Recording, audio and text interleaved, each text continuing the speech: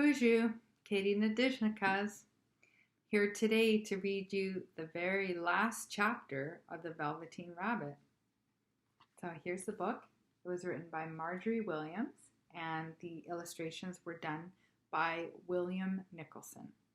So today we're reading chapter 4. And I have a question before we read that. Does anybody know what happened in chapter 3? Can anybody remember? Wow, good job remembering.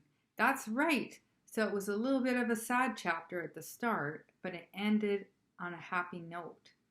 The boy got very sick and he slept with the Velveteen Rabbit, so he got germs all over the rabbit.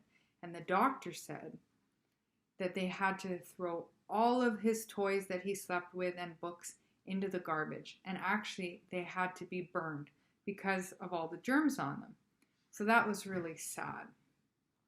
But before he could be burned, when he was put out into the backyard, do you remember what happened? He cried. And what happened when he cried? That's right. He cried a real tear and went right onto the ground.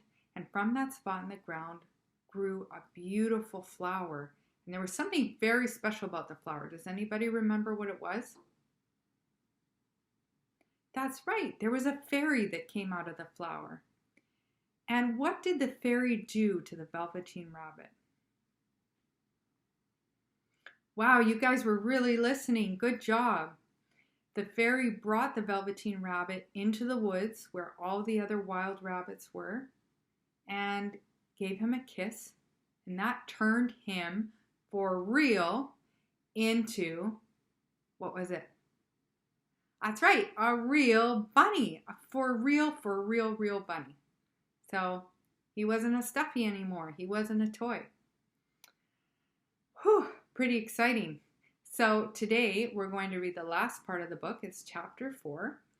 So what do you have to do? That's right. You can pause the video and go get a stuffy. And if you don't want to get a stuffy or you already have one, we'll get right started. Okay, so I always bring a stuffy when we have story time. Today, the Velveteen Rabbit chapter 4 is only 1 page. It's very short. It's a very little part of the story. So I brought a very little bunny. This is a baby bunny.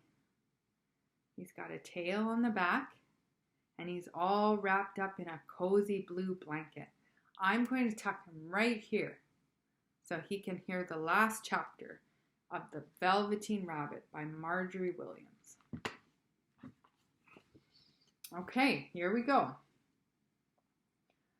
Autumn passed and winter, and in the spring, when the days grew warm and sunny, the boy went out to play in the wood behind the house. And while he was playing, 2 rabbits crept out from the bracken and peeped at him. One of them was brown all over, but the other had strange markings under his fur, as though long ago he had been spotted, and the spots still showed through. And about his little soft nose and his round black eyes there was something familiar, so that the boy thought to himself, "Why, he looks just like my old bunny that was lost when I had scarlet fever." But he never knew that it really was his own bunny, come back to look at the child who had first helped him to be real. The end. That was a really good story. I always read that story when I was little, and I was very happy to read it to you today. I hope that you really enjoyed it, and I hope you have a great day, and I will see you next time. Mina wagga wabba, man.